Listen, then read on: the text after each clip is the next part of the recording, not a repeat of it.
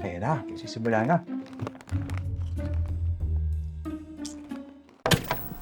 Ang susunod na palabas ay may rated GM. Gabay ng may utak ang kailangan. Matapos sa mahabang hintayan at bangayan, narito na ang pinakabagong teleseryeng tututukan ng taong bayan, ang impeachment trial ni Vice President Sara Duterte. This is the trial of the century. Ninyong lahat. Pangungunahan ito ng action star na si Sara Zimmerman Duterte. Nandiyan din sina Sherwin Gatchalian, We're very prepared. Handa na tayo. Tito Soto, We're making sure forthwith is followed. at ang lahat ng mga senador. Jervy Luistro, I rise because the Constitution commands us to rise.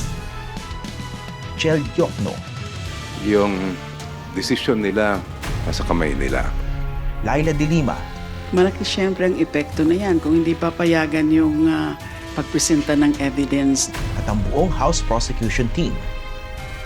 Sheila Sison, It's not only a purely political proceeding, it is also a legal proceeding.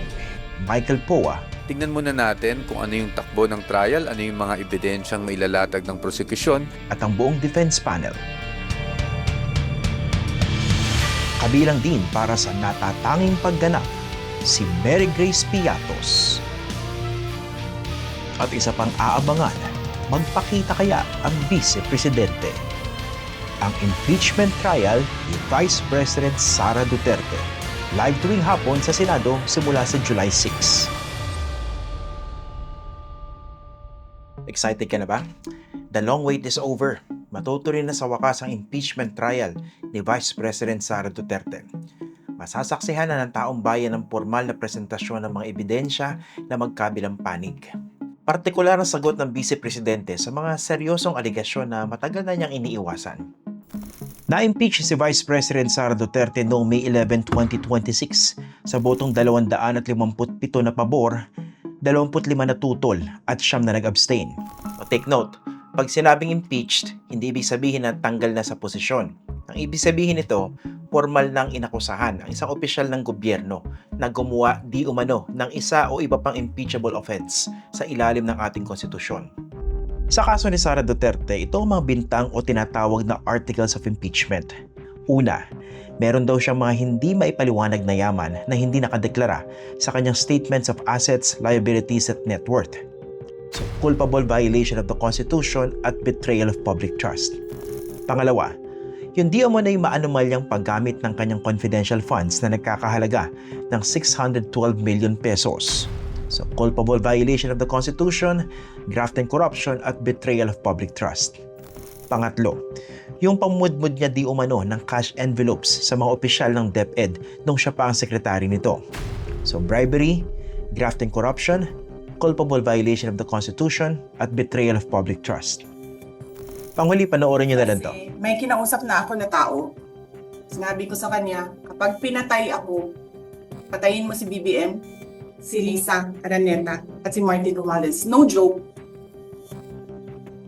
No joke. Gusto ko, ang galing yung ulo niya ba?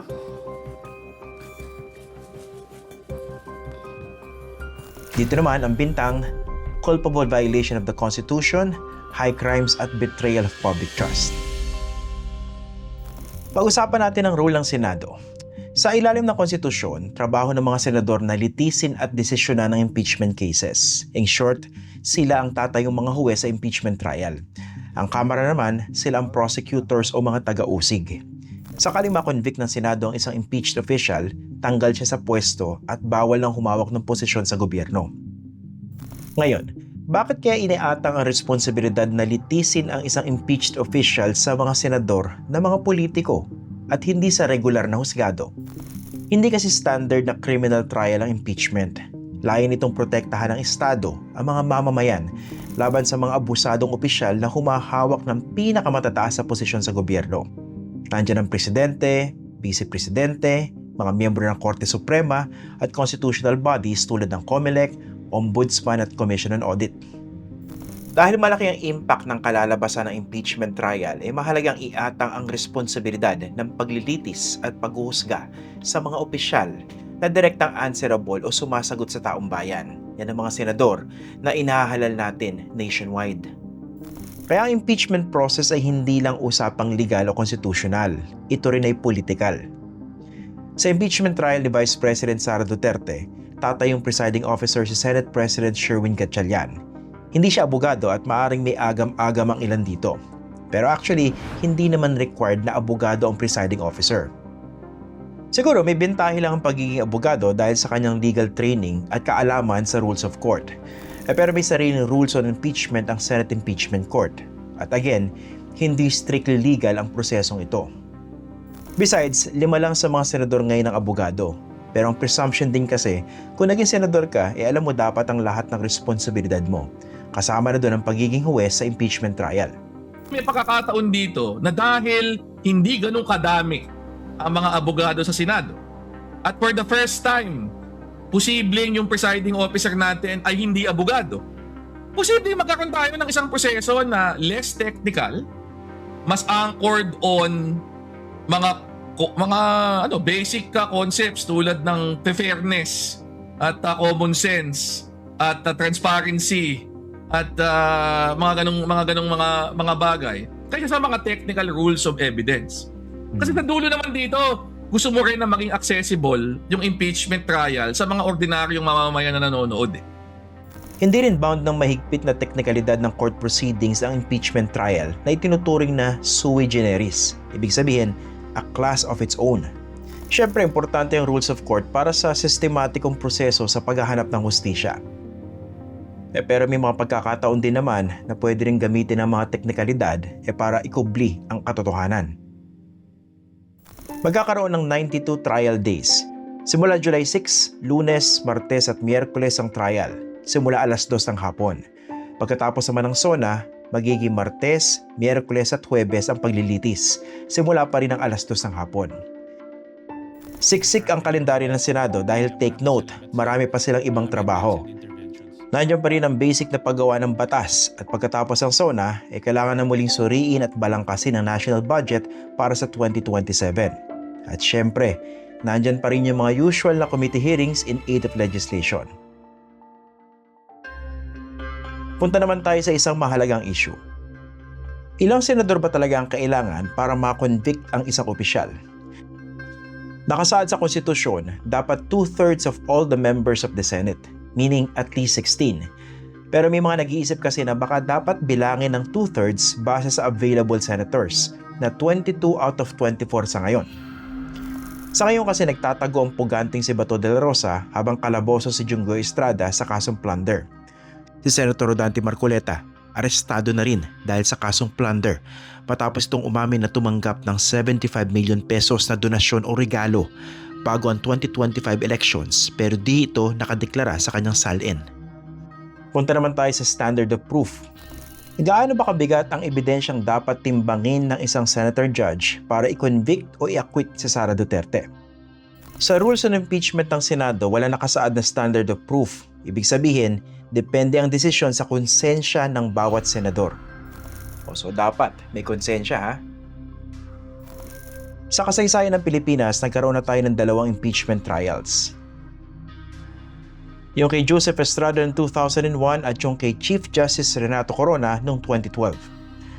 Kapwa yung tinutukan at nagmistulang afternoon drama sa TV para sa milyong-milyong Pilipino.